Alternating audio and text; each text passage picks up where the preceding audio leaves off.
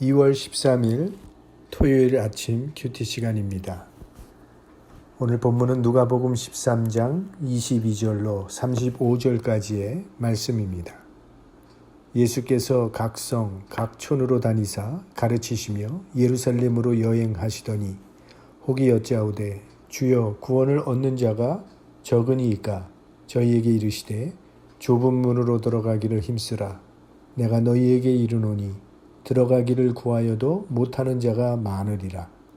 집주인이 일어나 문을 한번 닫은 후에 너희가 밖에 서서 문을 두드리며 주여 열어주소서 하면 저가 대답하여 가로되 나는 너희가 어디로서 온 자인지 알지 못하노라 하리니 그때 너희가 말하되 우리는 주 앞에서 먹고 마셨으며 주는 또한 우리 길거리에서 가르치셨나이다 하나 저가 너희에게 일러 가로되 나는 너희가 어디로서 왔는지 알지 못하노라.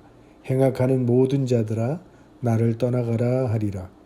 너희가 아브라함과 이삭과 야곱과 모든 선지자는 하나님 나라에 있고 오직 너희는 밖에 쫓겨난 것을 볼 때에 거기서 슬피 울며 이를 갈미 있으리라. 사람들이 동서남북으로부터 와서 하나님의 나라 잔치에 참석하리니 보라 나중된 자로서 먼저 될 자도 있고 먼저 된 자로서 나중될 자도 있느니라 하시더라. 곧 그때 어떤 바리새인들이 나와서 이르되 나가서 여기를 떠나소서 헤롯이 당신을 죽이고자 하나이다. 가라사대 가서 저 여우에게 이르되 오늘과 내일 내가 귀신을 쫓아내며 병을 낫게 하다가 제3일에는 완전하여지리라 하라. 그러나 오늘과 내일과 모레는 내가 갈 길을 가야 하리니 선지자가 예루살렘 밖에서는 죽는 법이 없느니라. 예루살렘아 예루살렘아 선지자들을 죽이고 네게 파송된 자들을 돌로 치는 자여 암탉이 제 새끼를 날개 아래 몸같이 내가 너희의 자녀를 모으려 한 일이 몇 번이냐. 그러나 너희가 원치 아니하였도다. 보라 너희 집이 황폐하여 버림받으리라. 내가 너희에게 이르노니 너희가 주의 이름으로 오시는 이를 찬송하리로다 할 때까지는 나를 보지 못하리라 하시니라. 아멘. 오늘 본문은 예수님께서 예루살렘으로 올라가시던 중에 어떤 사람의 질문에 대해서 답변하신 말씀입니다. 그 질문은 구원받는 자가 적으니까 라는 질문이었습니다. 이 질문 속에는 유대인의 선민의식이 들어 있습니다. 유대민족들은 택함받은 이스라엘 백성 자신들만 구원받는다는 생각을 가지고 있었기 때문에 그것을 지금 염두에 두고 한 질문입니다. 당시 유대인 사회에는 이런 사상이 편만했습니다. 그래서 유대인들의 책에는 이런 말들이 나옵니다. 지극히 높으신 분이 많은 사람들을 위해 이 세상을 만드셨지만 다가올 세상은 단 몇 사람을 위한 것이다. 또 다가올 세상은 소수의 사람들만을 위한 것이다. 이런 글들이 있습니다.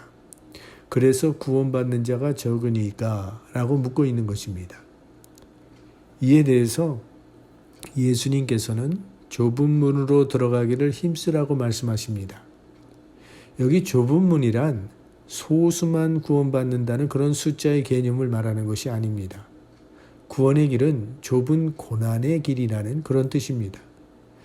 자기를 부인해야 하기 때문에 좁은 문이고 십자가를 져야 하기 때문에 좁은 문이고 높은 자리가 아니라 낮은 자리를 선택하는 결단을 요구하기 때문에 좁은 문이고 오직 예수님만 인생의 주인으로 삼고 살아갈 것을 결단해야 하기 때문에 좁은 문입니다. 하지만 구원의 문은 누구에게나 열려있는 문입니다. 구원은 정원제로 몇 명 숫자만 정해져 있는 그런 것이 아닙니다. 모든 사람에게 열려있는 문입니다. 하지만 그 문이 좁습니다. 그래서 들어가기를 힘쓰라고 말씀하신 것입니다. 구원의 문은 모든 사람에게 열려있지만 문이 좁아서 힘쓰는 자만이 들어갈 수 있다는 그런 말씀입니다. 또 구원의 문은 기회가 주어질 때 들어가야 합니다. 이 구원의 문은 항상 열려있지 않기 때문입니다. 언젠가는 닫히게 됩니다. 일단 문이 닫힌 후에는 열어달라고 아무리 간청을 해도 소용이 없다는 것입니다. 그런데 오늘 본문을 보시면 문이 닫힌 후에 억울해하는 사람들이 있다는 사실입니다. 그들은 자신들이 하나님의 나라에 들어와 있는 줄 알았다는 것이죠. 그런데 문 밖에 있는 자신들의 모습을 보고 문을 두드리면서 열어달라고 주님께 항의를 합니다. 주님이 나는 너희를 모른다고 알지 못한다고 하니까 그들이 말을 하죠. 우리는 주 앞에서 먹고 마셨으며 주는 또한 우리 길거리에서 가르치셨나이다. 그러나 예수님께서는 나는 너희가 어디서 왔는지 모른다며 떠나가라 말씀하십니다. 너희가 아브라함과 이삭과 야곱과 모든 선지자는 하나님 나라에 있고 오직 너희는 밖에 쫓겨난 것을 볼 때에 거기서 슬피 울며 이를 감이 있으리라. 이렇게 말씀하십니다. 너희가 아브라함의 후손이라고 자랑하지만 아브라함의 혈통 가운데도 구원받지 못할 자가 얼마든지 있다는 그런 말입니다. 구원의 문은 특정 혈통에게만 열려 있는 것이 아니기 때문입니다. 오히려 하나님의 나라에는 동서남북 열방에서 온 사람들이 들어오게 될 것이라고 그렇게 말씀하십니다. 사실 지금 이 세상을 보면 구원받은 사람 중에는 유대인들보다 다른 민족의 수가 훨씬 더 많습니다. 정말 오늘 예수님의 말씀대로 먼저 된 자가 나중되고 나중된 자가 먼저 되는 현상이 일어나고 있다는 겁니다. 이 말씀을 하고 계실 때 바리새인들이 찾아와서 여기를 떠나라고 헤롯이 당신을 죽이고자 합니다. 이런 말을 했습니다. 헤롯은 예수님을 죽이기 원했습니다. 지금 예수님은 갈릴리 지방에서 선교 활동을 하고 계시는데 이 지역을 관할하는 사람이 바로 헤롯입니다. 예수님의 선교 활동이 점점 확장되면서 헤롯은 예수님에게 신경을 쓰기 시작했습니다. 보통 통치자들은 무리가 이렇게 몰려다니는 것을 늘 경계합니다. 이러다가 혹시 예수가 민중분기를 일으키는 것은 아닌가 해서 기회를 봐서 죽이려고 했던 것이죠. 그러니까 이것은 사실적인 정보입니다. 이에 대한 예수님의 대답은 33절 말씀에 그러나 오늘과 내일과 모레는 내가 갈 길을 가야 하리니 선지자가 예루살렘 밖에서는 죽는 법이 없느니라 하십니다. 헤롯이 죽이려고 한다는 사실을 아시지만 그래도 예수님은 나는 나의 갈 길을 가겠다는 굳은 결심을 표명하시는 것입니다. 예수님의 죽음은 사람이 결정하는 것이 아니라 하나님의 뜻에 의해 결정된다는 것을 분명히 믿으셨기 때문입니다.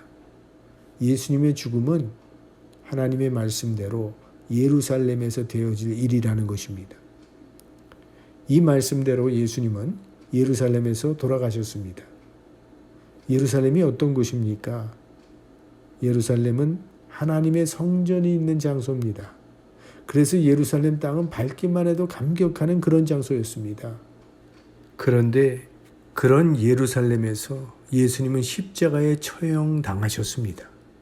그래서 예수님께서 예루살렘을 향한 슬픈 마음을 표현하시는 것입니다.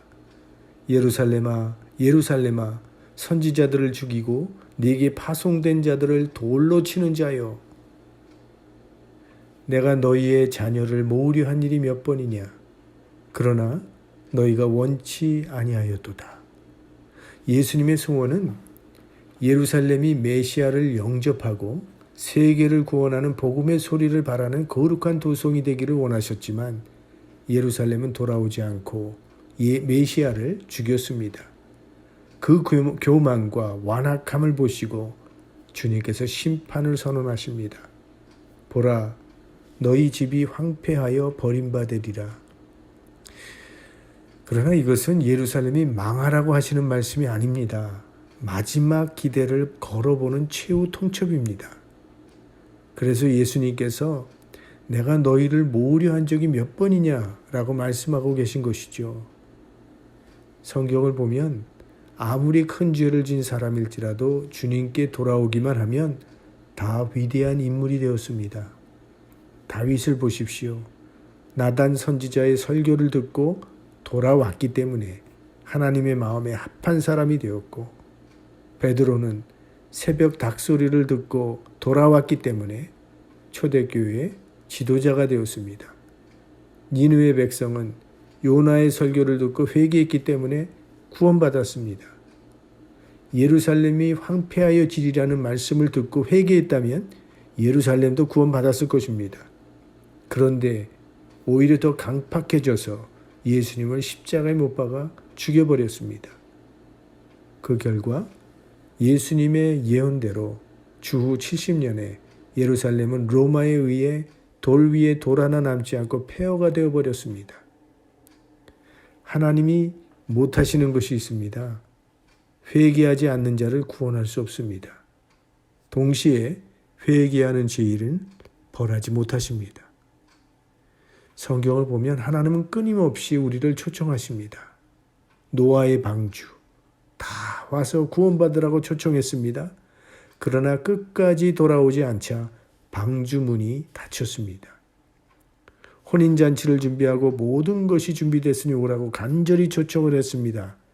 그런데 하나님의 초청을 거부했기 때문에 주려는 축복이 거절되었던 것이죠. 회개도 기회가 있습니다. 기회가 주어질 때 해야지 기회가 지나면 하고 싶어도 못합니다. 하나님은 우리에게 기회를 주십니다. 말씀을 통하여 또 친구를 통하여 사건을 통하여 계속 우리에게 기회를 주고 계십니다. 기회를 주시고 깨달음을 주실 때마다 회개의 좁은 문으로 들어가기를 힘쓰시는 성도님들 되시기를 주의 이름으로 축원합니다. 구원의 문은 좁은 문이니 좁은 문으로 들어가기를 힘쓰라고 말씀하셨습니다. 우리 구주 예수님처럼 자기를 부인하고 자기 십자가를 지고 좁은 문으로 들어가기를 힘쓰는 우리가 되게 하옵소서. 그렇게 살지 못하고 있는 우리 자신의 모습을 보면서 애통해하며 회개하는 우리가 되게 하시고 이젠 가던 길을 돌이켜 우리 주님 가신 그 좁은 길을 따라가는 예수 그리스도의 참 제자가 되게 하옵소서. 우리 구주 예수님의 이름으로 기도드립니다. 아멘.